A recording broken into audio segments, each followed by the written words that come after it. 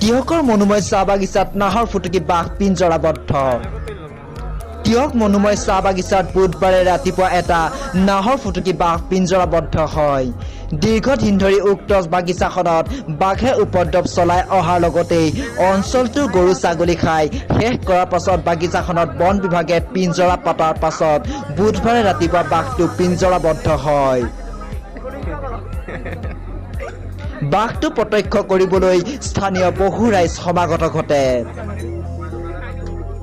আজি বহুত দিনৰ পৰাই বাঘৰ সন্ত্ৰাস চলি আছিলে মানে বহুতৰ মানে গৰু ছাগলীৰ পৰা ধৰি মুৰ্গী কুকুৰালৈও ধৰিব ধৰিছে